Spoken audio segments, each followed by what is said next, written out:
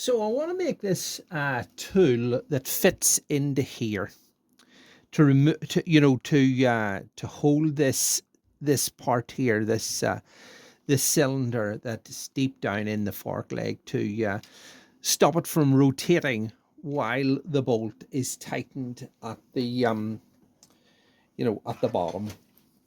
And I have put the like I was saying in one of the other videos, the manual incorrectly states that that goes on there and then that fits down in there, but that's the fork wouldn't work that way as shown. So anyway, so I think the first thing we need to determine is what length I'm going to make it. So I'll put that in there like that, and then I'll place that alongside that to get a rough idea as to what length I'm going to make it. Now you can, I think as long as it doesn't have to be right to the top, the length of that. I mean, you could make it about 18 inches long, or about 460 millimeters long, or thereabouts. But I don't really think it's necessary to make it that length, because this here can go right down to here, and you can still get access to that. So I think as long as, if I have placed this alongside here, as long as the tool that engages there protrudes out further than the top of the upper fork tube, I think we're pretty much, good to go. So, I mean, we can be generous with it and make it, say, it's personal preference, really. I mean, you could make it about 14 inches long, there. Or you could make it, well, let's make it 15 inches long. And that would engage there, and that would still have you 2 inches beyond the end of the fork leg, assuming that that is fully down in and seated to where it's meant to be. This here will go right down in. And like I say, I mean, you could have it that length so that when the tool slides over there, but the thing is, while you're doing that, this is just going to want to go right down to the bottom anyway. So it really doesn't matter at what position that goes, as long as it's as long as the end of the tool is higher up than that, to let you get to the end of it with whatever means you need to restrain it. So I'm going to make this tool, I'm going to be generous and make this tool 15 inches long. Let's go with that. 15 inches there, which is going to have it 2 inches above that fork tube. Okay, let's go with that. Okay, so now we've established what length we're going to make the tool. Let's see what we're going to make it from. So, we need something that is going to be able to engage in each of these positions and be that diameter, but at the same time let this part pass through this part. So let's zeroize that and find out what that diameter is. Say we want to go tight, 22.9. So if we had something about 22 millimeters in diameter, that had a hole, a piece of pipe that had a hole, and then you cut some notches in it to engage into that there. I've seen a lot of people, or heard of people making them out of various bits and pieces. I've seen people making them out of, a piece of like square tubing that has had various notches cut in, like castellated at the end. and that would work. And a piece of round pipe, which would also work as well, like a piece of metal pipe or something. But bearing in mind that we've established that, say, a piece of pipe, 22 millimeters, here's a piece of pipe here that would be perfect. It's a bit of copper pipe. And so let's see what diameter that is. Look, that's 22.1. Piece of 22 mil copper pipe would be perfect. And all you've got to do is cut it square at the end, cut it whatever length we said, 15 inches long, and then bore a hole in the end of it and put a screwdriver through, and these castellated ends here would engage in that, and that would restrain that. You know, that would, let's see, look, that would go down there like that. That would fit into there perfectly. And you just have to cut little notches in there, stick a screwdriver in, and that would work absolutely perfectly.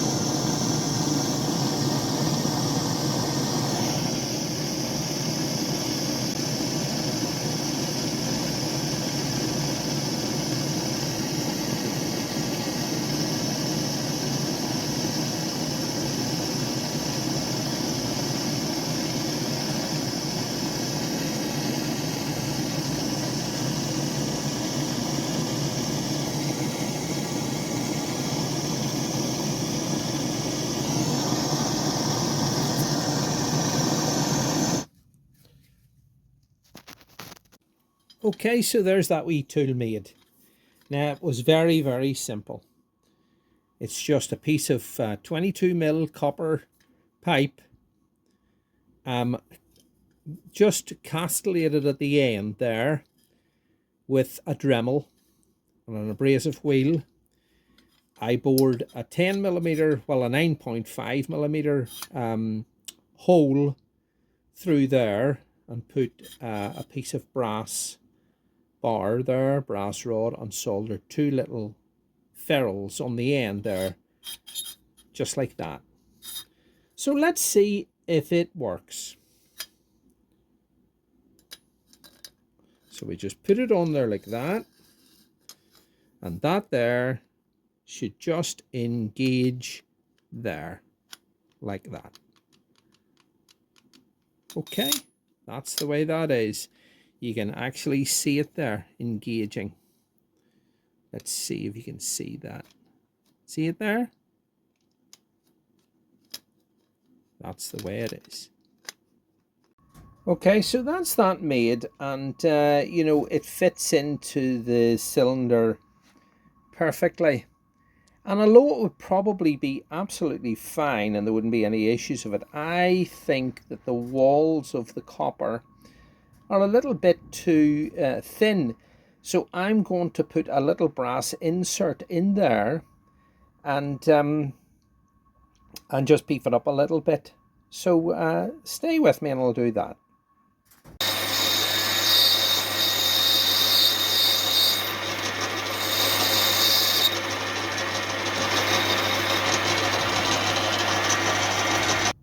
I'm going to create a little taper on the inside of the this insert piece here, so that whenever I pull it out, the tool out, it doesn't, the edges of the nut don't catch on the doesn't catch on the edge of that ridge there. So there'll be a wee slope. I'll make it all clear when you see it in a wee second or two. Okay.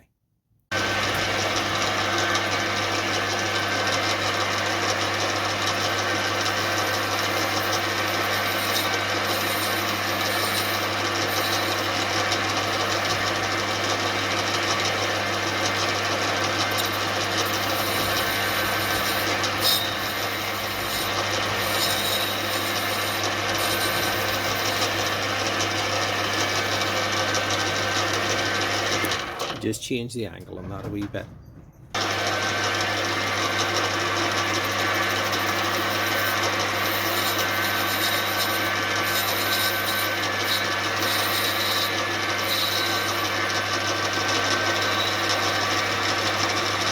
Okay, so now you'll have seen my little adapter chuck on there to allow me to grip that, and you'll see the slope on there. I'll just reduce the outside of this to suit the inside diameter of that copper pipe, and then we'll solder it in place and machine it. Okay.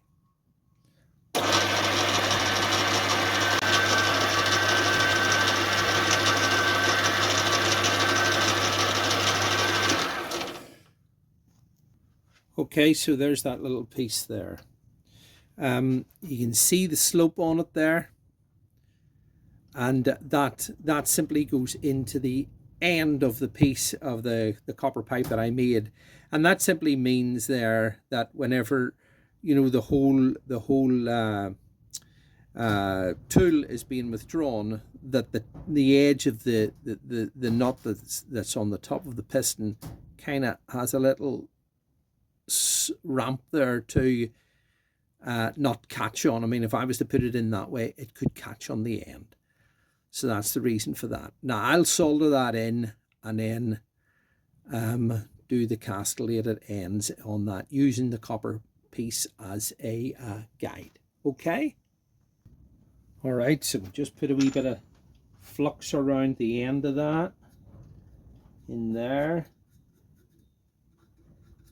That'll just let it flow perfectly. As I say, you know, I mean, this here would probably be absolutely fine as it is, but I just think the walls of that copper pipe are a little bit light, a little bit thin, to withstand any pressure. But you know, I mean, as I say, like if you could have got a piece of metal pipe, you know, steel pipe that was 22 mil in diameter, that had a thicker wall, it probably would have been a better option. But you know, that the outside diameter of that is perfect, and so that just goes in there like that. I'll just bring that it's flush with the end of that.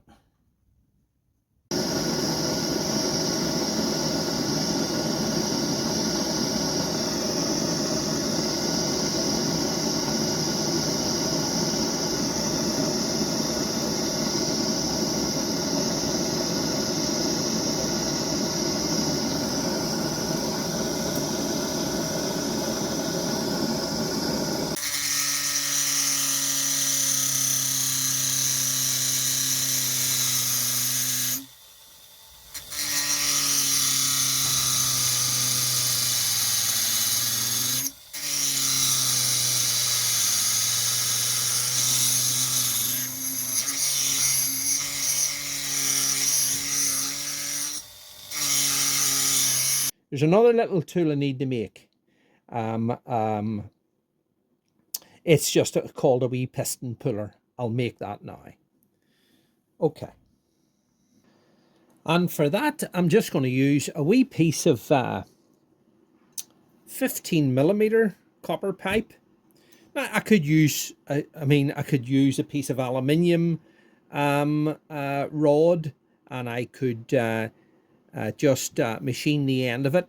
But for this, I'm just going to use a wee piece of 15mm copper pipe that I have lying about, wee piece of brass, and I'm gonna drill a hole in it and tap it. It's an M10 by 1, which is an unusual size. They're usually a common thread is M10 by 1.5, but it's an M10 by 1. So I've got a couple of taps here, and that just basically is something that screws on the end of there, and just pulls this up for you when you're reassembling the forks. But as I say, you know what I mean, you don't have to do it the way I'm doing it. You could simply just get a piece of aluminium rod, drill a hole in the end of it, and tap it with an M10 by 1 tap. It's very, very simple, but I'll just do this now.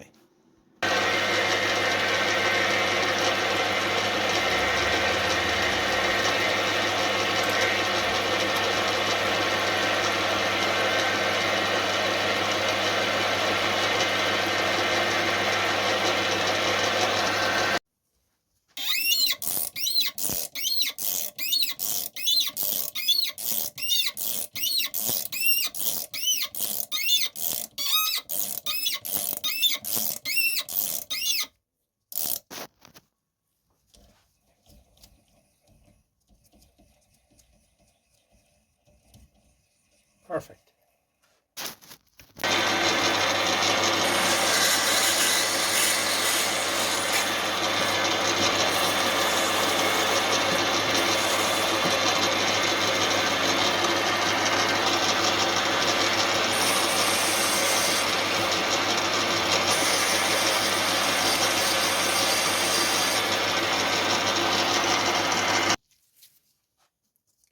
Okay, just solder the end of this here. It's cleaned with some red Scotch-Brite, and putting some flux on it now. Let the solder flow. Same in there on that little brass piece. As I say, I mean, you could have made this here easier than this by just getting a piece of aluminium pipe or aluminium bar and just drilling and tapping an M10 by 1 hole in the end of it. But we're doing it this way. This is fine. Okay.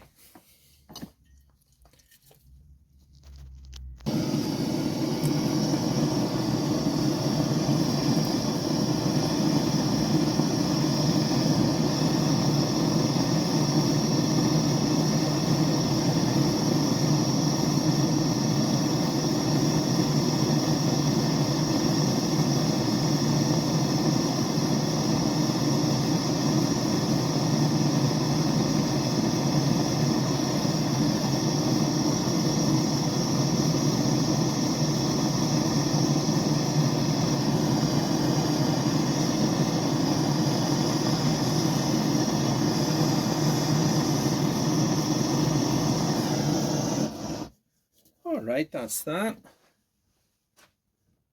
Just cool it down a wee bit.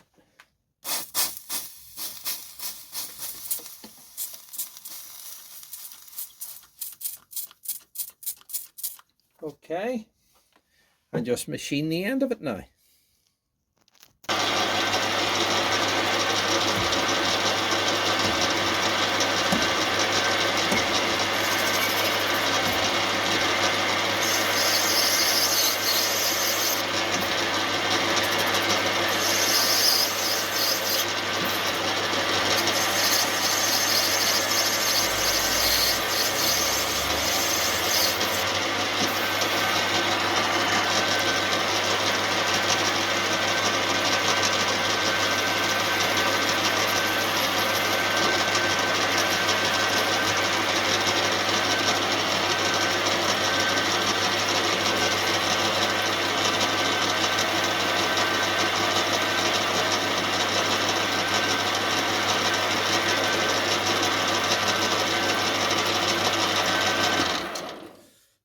Right, so here's that little tool here, completed. Now I'm glad I revisited it and beefed up the wall thickness of the copper pipe, as you can see here. Much better. And like I was saying there a number of times, you know, at the back end of that, there's a little sloped ramp that whenever it you know, slides over the nut, whenever I'm pulling it back out again, the nut doesn't catch on a lip on the inside. So there it is. There it is. Can you see that okay? Let's see if you can see that. Focus on that. Yeah. You know, I was toying with the notion of making a more complicated one with a different type of brass end on it here, and a hexagonal kind of a machine piece on the end to use a spanner on. But no, this is more than adequate to do what I want to do. And like I was saying there, you know, here's the piston being fed into it, and as you can see, I made enough adequate clearance that with the nut on it can pass through. And as I say, you know, whenever you pull that out again, that doesn't catch on it. But anyway, look, that's the way that works.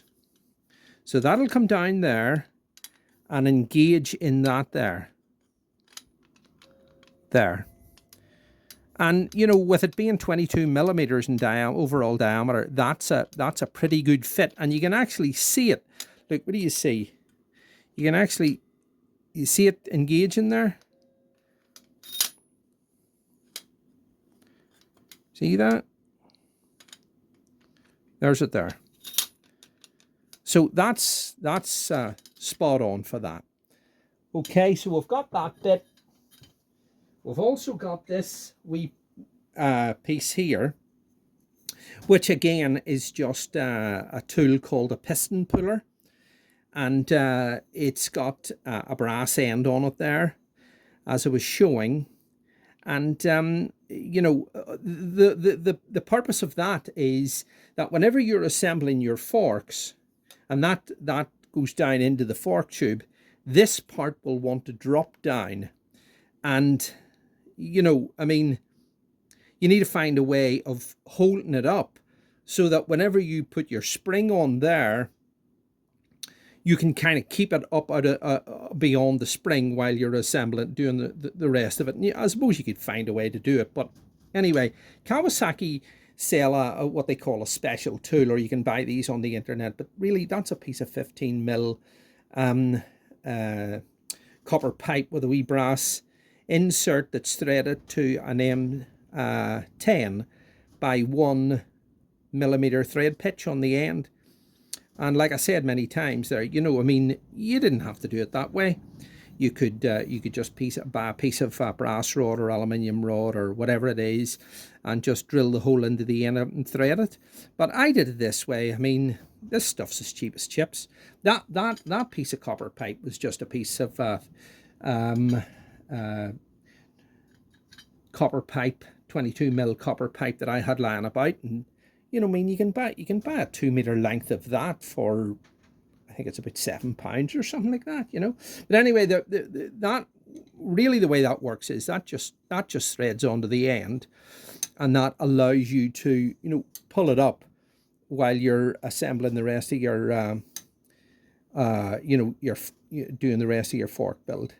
So that's those two tools there that I made. Another couple of tools, well, really, it's supposed to be really only one tool, is a fork seal driver. Now, I bought this one, but, you know, I mean, you could use a piece of plumber's PVC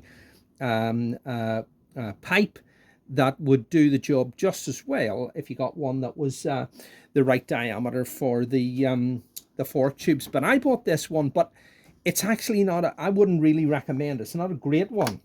One of these universal type, you know, that has a, you know, an insert in there and there, so that whenever you are sliding it over your fork tube, it doesn't scrape. Of course, you'd put a wee bit of fork oil around that so that it wouldn't happen anyway.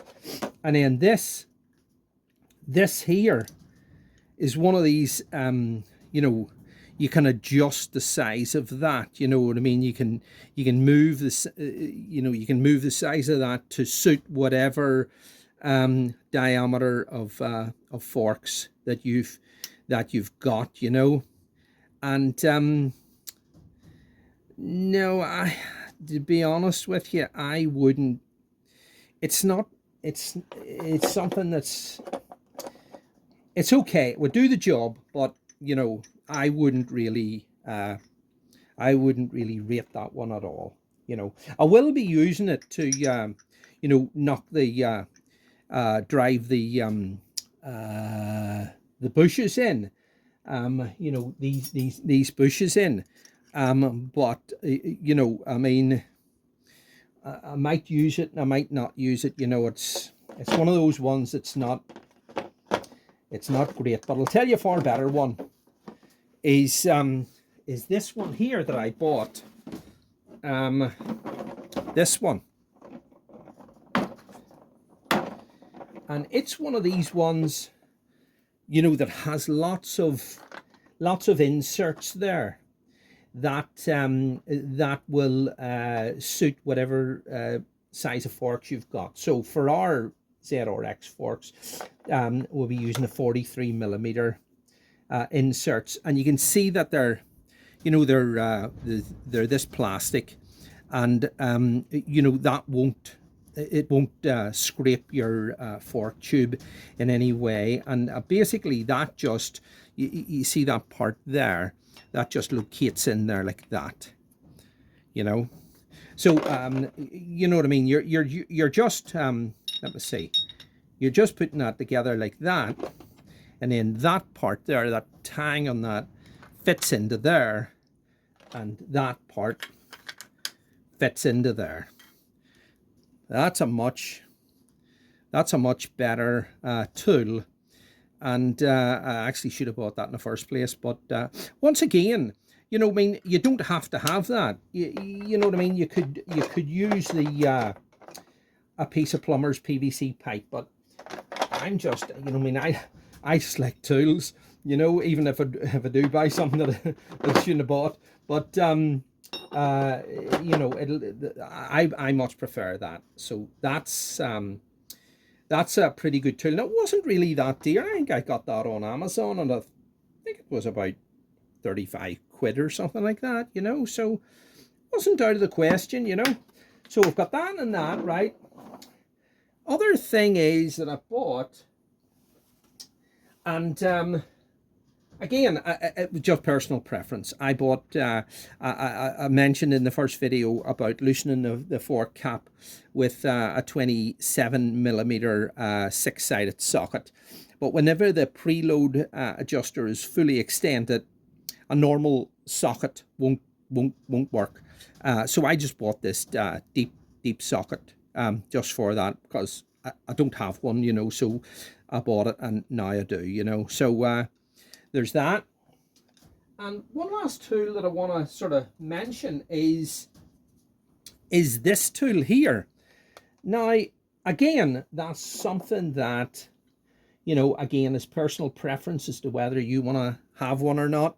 You know, the manual will tell you whenever you're filling your fork oil what amount of fork oil in milliliters that you're to put in. So, you know, if you've got an accurate measuring jug, you just use the, you know, the measure on that, and you fill up your fork oil into your fork tube with that, and that should be fine. But it'll also give you a measurement which is, you know, from the top of the fork tube to the top of the oil level. And you know, and on this one here, I don't know if you can see it, there are little measuring, it's marked out in increments there of 10 millimeters, 5, you know, 5, 10, 15, 20, etc. So say for talk's sake, the height that you need it to be was 120 millimeters. So you just set that to 120 millimeters, right? And then you just, you fill up your oil. So it doesn't really matter whether your oil comes up above, the height that you need it to be. So say the oil level's there, and you drop that in.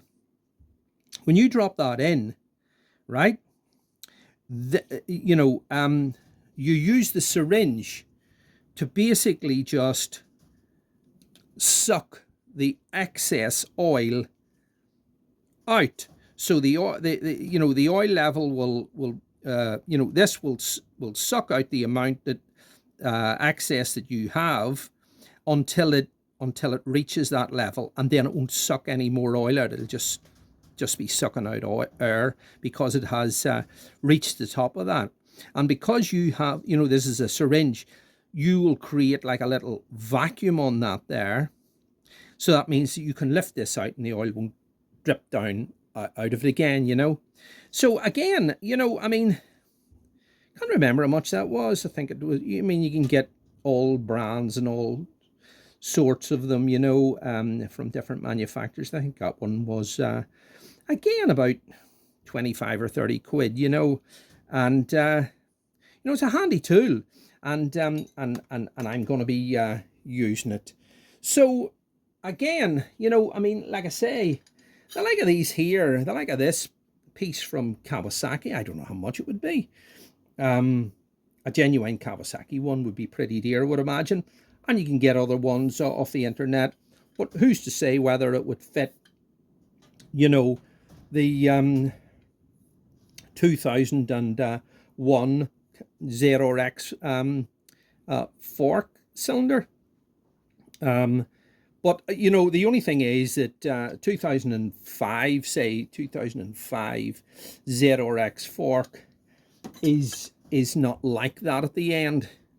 It's completely different, and you would have to make a different tool or buy a different tool. But like I say, they're not really that difficult to make, and provided you get the right diameter of pipe, and in it goes. So there you are, guys. Look, I'm going to wrap it up there, and hopefully set out the pieces that I need to build the forks in the next one.